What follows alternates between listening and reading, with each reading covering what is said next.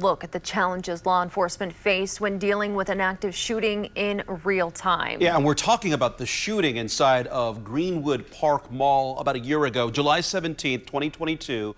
3 people were killed, 2 others were injured in the mall. The gunman was killed, and the investigation is now closed. Beyond the chaos, police and investigators have figured out who's friend or foe in these tense and heart-racing moments. Rafael Sanchez with a story you will only see on WRTV. What you need? What you need? You good?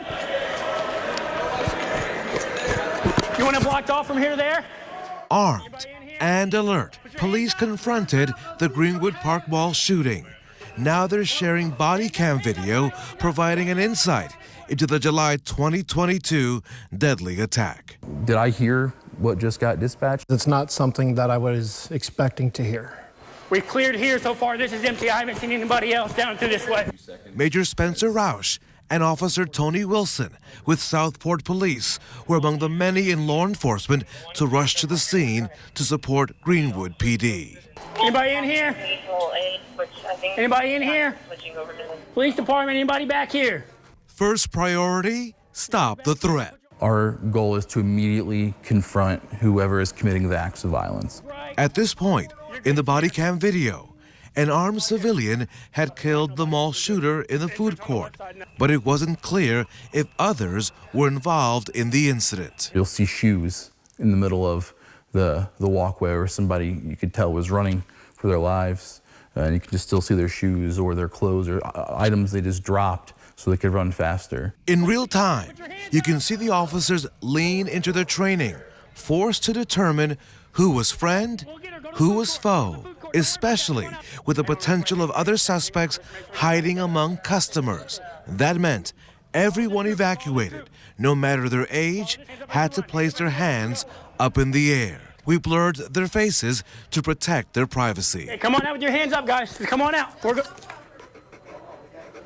Okay, come on. You're fine. Come on out. Come on out. Come on out. Just keep your hands up, guys. Keep your hands up. Come on out.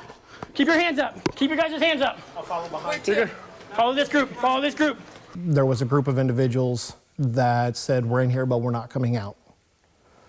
So at that point, you have to be still authoritative, but at the same time, comforting in the same situation. So, you know, hey, we're the police. We're here to get you guys out. As they came out from around the area, there was a little girl probably around 4 to 6 years old that had her hands up. And at that point, you got to go from being the authoritarian or the authoritative person to, hey, you're doing great. You're okay, sweetie. It's okay. Being human with the children more than anything to let them know that they're safe. How do you strike that balance to provide comfort, but to also identify a possible threat? You're scanning, you're looking for things, you're trying to figure out what's off. You're looking at, you know, bags, you're looking at, are they injured? Do they maybe have something on them they shouldn't? Police department, if you're back here, make yourself known. Have you seen your body cam video? I just don't want to go back and watch that video again. I don't want to put in my mind the possibility of what could have I done differently.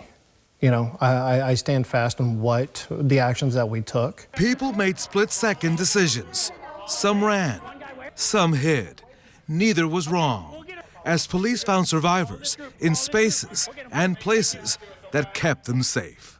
Unless you are 100% positive that it is the police that is not the bad person, then you need to stay sheltered in place. Hands up as you run, hands up as you run, go.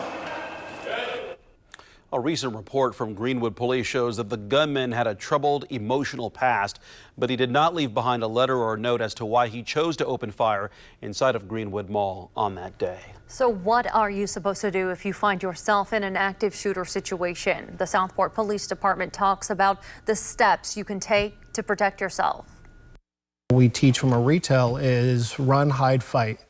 If you can get out of the situation, call 911 as soon as possible. If you can't, hide. Find something that's going to provide both cover and concealment, so that way that individual won't see you, right? Or a bullet might not go through something, you know? And then if it comes down to it, fight. Grab any weapon that you can and protect yourself and protect the others that are with you. We have additional interviews with police talking about what they did to try to get people out of Greenwood Park Mall during last year's shooting. Plus, you can also view some of the police body camera video. That's all up right now at WRTV.com.